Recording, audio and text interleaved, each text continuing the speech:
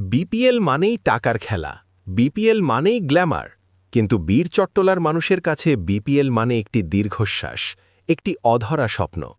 অনেক আসর গেছে, হাজারো খেলোয়াড় বদলেছে, কিন্তু বন্দরনগরীর আলমারিতে সেই কাঙ্ক্ষিত ট্রফিটা এখনও জায়গা পায়নি। ঢাকার মতো পরাশক্তিকে 10 উইকেটে ধুলোয় মিশিয়ে দিয়ে চট্টগ্রাম রয়্যালস কেবল একটি ম্যাচ জেতেনি। তারা ঘোষণা করেছে এবারের বিপিএল কোনো একক দলের নয়, এবারের বিপিএল কেবল চট্টগ্রামের। নাইম শেখ আর ব্রিটিশ সেনাপতি অ্যাডাম রসিংটনের সেই ধ্বংসলীলা যারা দেখেছেন তারা জানেন, সাগরিকা কাল কোনো ক্রিকেট মাঠ ছিল না, ছিল ঢাকার বোলারদের জন্য এক বদ্ধ ভূমি। আজ আমরা এই মেগা ভিডিওতে ব্যবচ্ছেদ করব সেই ঐতিহাসিক জয় এবং দেখাবো কেন 2026-এর কাপটা এবার চট্টগ্রামেই যাচ্ছে। ক্রিকেটে বলা হয় ব্যাটসম্যানরা আপনাকে ম্যাচ জেতাবে, কিন্তু বোলাররা আপনাকে টুর্নামেন্ট জেতাবে। কালকের ম্যাচে টসে জিতে ফিল্ডিং নেওয়ার সিদ্ধান্তটিই ছিল অধিনায়ক মাহেদী হাসানের প্রথম মাস্টার স্ট্রোক। ইনিংসের প্রথম ওভারেই শরীফুল ইসলাম যখন 145 কিমি বেগে ইনসুইং করালেন, ঢাকার ওপেনারের স্টাম্প যখন 10 হাত দূরে গিয়ে পড়ল, তখনই ম্যাচের ভাগ্য নির্ধারিত হয়ে গিয়েছিল। শরীফুলের সেই আগুনের স্পেলটি ছিল বিশ্বমানের, যা ঢাকার ব্যাটিং মেরুদণ্ড শুরুতেই চুরমার করে দেয়। এরপর শুরু হলো ক্যাপ্টেন মাহেদীর মগজের খেলা। পাওয়ার প্লে শেষ হতেই তিনি নিয়ে এলেন তার স্পিন বিষ। তানভীর ইসলাম আর অভিজ্ঞ শরীফুল ইসলামের সেই কৃপণ বোলিং ঢাকাকে শ্বাসরোধ করে ফেলেছিল। রানের চাকা এমনভাবে আটকে দেওয়া হলো যে ঢাকার ব্যাটাররা সিঙ্গলস নিতেও হিমশিম খাচ্ছিলেন। যখনই তারা হাত খোলার চেষ্টা করেছে, তখনই চট্টগ্রামের ফিল্ডারদের হাতে ক্যাচ দিয়ে ফিরেছে।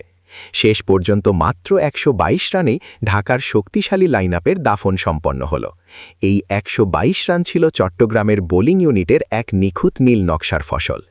123 রানের মামুলি লক্ষ্য তাড়া করতে নেমে মোহাম্মদ নাইম আর অ্যাডাম রসিংটন যা করলেন তাকে স্রেফ ব্যাটিং বললে ভুল হবে, তা ছিল একপাক্ষিক শাসন। মোহাম্মদ নাইম কাল প্রমাণ করেছেন কেন তাকে নিয়ে এত প্রত্যাশা। তার প্রতিটি কাভার ড্রাইভ ছিল আভিজাত্যের প্রতীক। চাপের মুখেও তিনি যেভাবে ইনিংসের গতি নিয়ন্ত্রণ করেছেন তা ছিল শিক্ষণীয়। সমালোচকদের মোক্ষম জবাব দিয়ে নাইম কাল মাঠের রাজা হয়ে রাজত্ব করেছেন। অন্যদিকে অ্যাডাম রসিংটন ছিলেন এক জ্বলন্ত আগ্নেয়গিরি। ঢাকার সেরা পেসারদের যেভাবে তিনি স্টেডিয়ামের ছাদে আছড়ে ফেলছিলেন, তাতে মনে হচ্ছিল সাগরিকা কাল কোনো ক্রিকেট মাঠ নয়, বরং রসিংটনের ব্যক্তিগত প্র্যাকটিস গ্রাউন্ড। পাওয়ার প্লেতে তিনি যে তাণ্ডব চালিয়েছেন তা ঢাকার বোলারদের আত্মবিশ্বাস ধুলোয় মিশিয়ে দিয়েছে। 10 উইকেট হাতে রেখে ম্যাচ জেতানো এই জুটিই এখন বিপিএলের ভয়ঙ্করতম ওপেনিং আক্রমণ, যাদের সামনে বিশ্বের যে কোনো বোলিং লাইন আপ থরথর করে কাঁপবে। এখন বিশ্বের কোটি কোটি ক্রিকেট ভক্তের মনে একটাই প্রশ্ন, চট্টগ্রাম রয়্যালস কি পারবে এই ছন্দ ধরে রেখে শিরোপা জিততে? উত্তরটা হলো একটি বলিষ্ঠ হ্যাঁ। প্রথমত, এই বিধ্বংসী ওপেনিং জুটি। নাইম আর রসিংটন ফর্মে থাকা মানেই যে কোনো লক্ষ্য তাড়া করা সম্ভব। দ্বিতীয়ত, চট্টগ্রামের অলরাউন্ডার ম্যাজিক।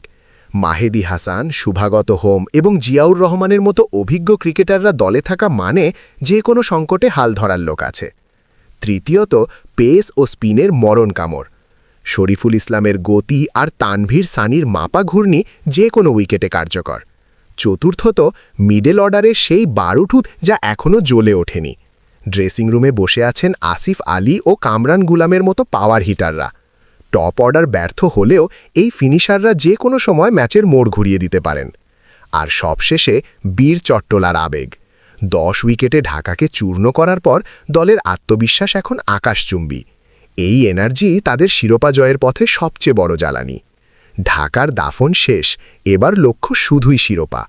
2026 বিপিএল দেখছে এক নতুন শক্তির উত্থান। মাহেদী হাসানের নেতৃত্বে 20 চট্টলার যোদ্ধারা এখন অশ্বমেধের ঘোড়া। সামনে যারাই আসবে তারা এই সাগরের গর্জনে খড়কুটোর মতো ভেসে যাবে। বন্দর নগরীর দীর্ঘ প্রতীক্ষার অবসান হতে চলেছে। নাইম শেখের ব্যাটে রান, শরীফুলের হাতে উইকেট আর মাহেদীর মগজে পরিকল্পনা, সব মিলিয়ে চট্টগ্রাম রয়্যালস এখন এক অপরাজেয় শক্তি।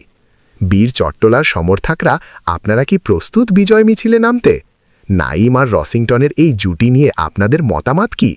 চট্টগ্রাম কি পারবে এই রাজকীয় ছন্দ ধরে রেখে কাপ জিততে? কমেন্টে আপনার বীর চট্টলার স্লোগান শোনান। ভিডিওটি শেয়ার করে সারা বিশ্বে ছড়িয়ে দিন চট্টগ্রামের এই বিজয়ের বার্তা। মনে রাখবেন, রাজাদের রাজত্ব শুরু হয়ে গেছে।